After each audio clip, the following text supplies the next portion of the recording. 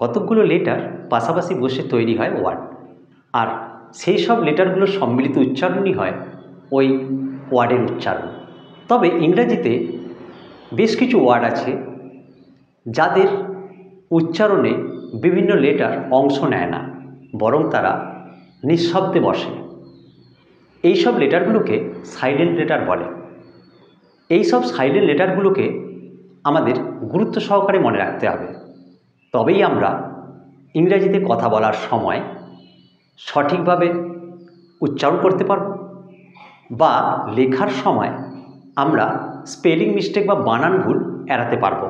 আজকে আমরা সেই সব সাইলেন্ট লেটারগুলো আলফাবেটিক্যালি তাদের নিয়ে আমরা আলোচনা করব। কোথায় তারা সাইলেন্ট হয়, এই সাইলেন্ট হওয়ার কি কোনো নিয়ম আছে? চলো দেখি। প্রথমে আমি লিখেছি 1 নম্বরে বি, সাইলেন্ট। কোথায় সাইলেন্ট হয়? দেখো, যখন কোন ওয়ার্ডের শেষে এমবি এই কম্বিনেশান থাকে, অর্থাৎ শেষে এমবি থাকলে সেই বি সাইলেন্ট হয়।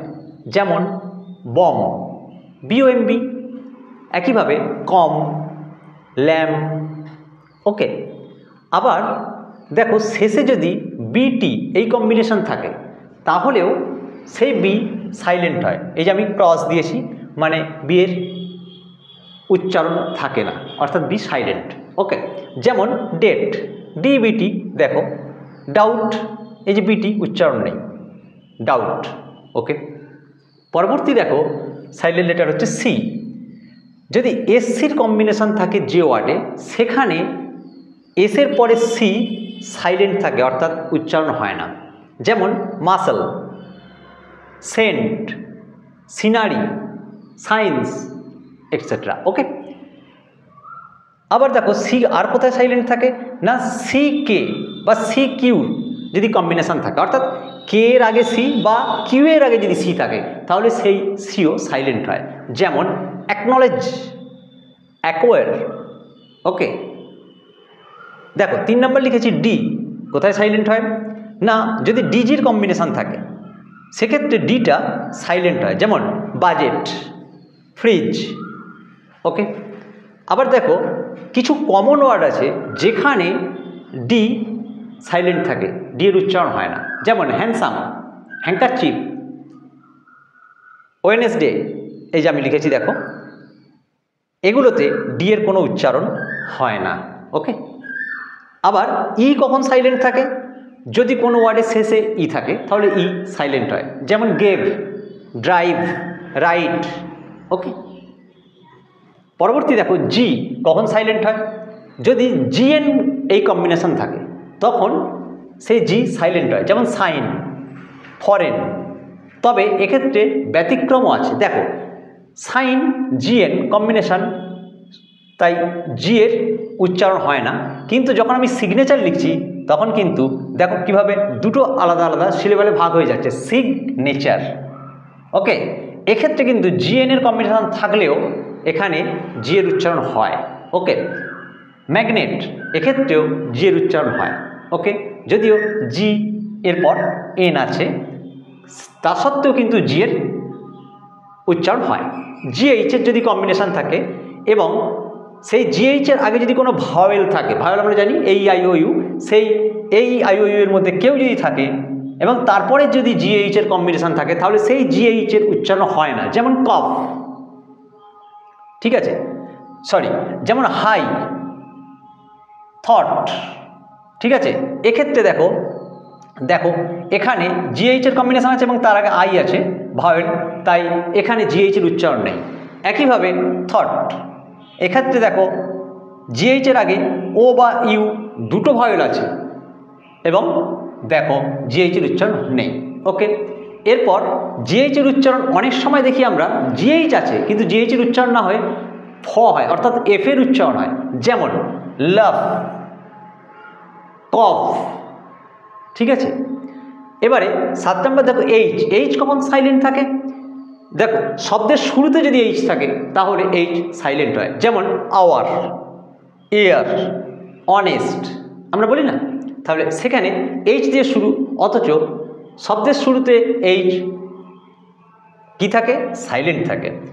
আরেকটা যদি কম্বিনেশন সিএইচ এর কম্বিনেশন থাকে, জিএইচ এর কম্বিনেশন থাকে, আরএইচ এর কম্বিনেশন থাকে, অর্থাৎ সি এর পর এইচ, জি এর পর এইচ, আর এর পর এইচ, তখন এইচ এর উচ্চারণ হয় না, অর্থাৎ এইচ তখন সাইলেন্ট হয়। যেমন কোরাস, সিএইচ এর কম্বিনেশন, রিদম, এখানে আরএইচ এর কম্বিনেশন, এখানে এইচ সাইলেন্ট থাকে। ওকে, পরবর্তী দেখো লেটার আই। আই একটা কমন ওয়ার্ড, পার্লামেন্ট।